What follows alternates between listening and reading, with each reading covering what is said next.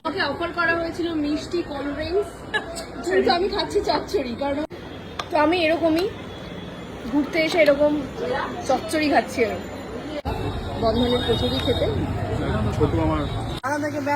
আর আমরা এখানে প্রচুর ব্লাউজ কিনে যাচ্ছি।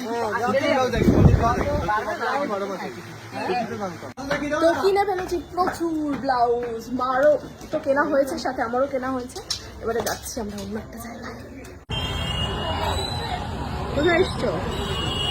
এই ঠিক পরেই হচ্ছে আমাদের বাড়ি ছিল।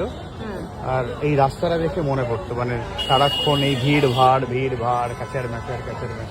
ওই যে দেখা যাচ্ছে সোনারপুর এই স্টেশন, ওটা মোড়। আর তখন তো সিপিএম এর প্রচুর পথসভা হ্যান ত্যান অমুক টুক এই মোড়ে মাথায় লেগে থাকতো। আর আমাদের জানলাটা যেটা ছিল সেটা আমি ঠ্যাং ঝুলিয়ে বসে থাকতাম ছোটবেলায়। এরকমটা ফিল থাকতো, মানে তোমার বাড়িটা এই পাশটায়, এই পাশে। এটা কোথায় এসেছো তুমি এখন? এটা আমাদের নেবার যারা, আর এই চারবাড়ি এসে গুড্ডি আমাদের স্কুলে পড়তো। আচ্ছা, সকালে সেই নস্টালজিয়া লেখা আর মন খারাপ চলে এসেছে সেখানেই। সব্যসাচী আর মা বসে আছে। কেমন লাগছে গো তোমার এতদিন পরে এসে সোনারপুরে? সেই সেই ভিড়। আমার স্কুলের ছাত্রী বাড়ি এসেছি এখন। ওই যে ছাত্রী মা রাখতো দিন। আচ্ছা, আন্টির কাছেই থাকতো। আমি ওনার নাম দিয়েছি গুড্ডি। তোমার ভালো লাগছে তো এসে? হ্যাঁ, ভালো লাগবে। অবশেষে সব্যসাচীর মা তাদের পুরনো বাড়ি এসে দাঁড়িয়ে আছে।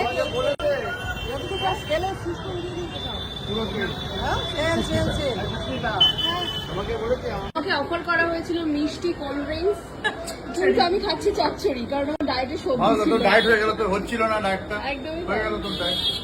মা দিয়ে খাচ্ছে মিষ্টি বসে। হ্যাঁ, ওর রিয়াকশন সায়নী নাচতে নাচতে উপরে উঠছিল, হ্যাঁ, ঠিক আছে, আস্তে আস্তে দাঁড়িয়ে গেছে নাম্বার। হ্যাঁ, বলছি সায়ক, এবার আমি চিনতে পারছি না, আমি তো দেখিনি কে ছোট কত বড় হয়ে সবাই বুঝতে পারছি না। তো আমি এরকমই ঘুরতে এসে এরকম চচ্চড়ি খাচ্ছি। এটা মাছের কাঁটা দিয়ে না, দারুণ।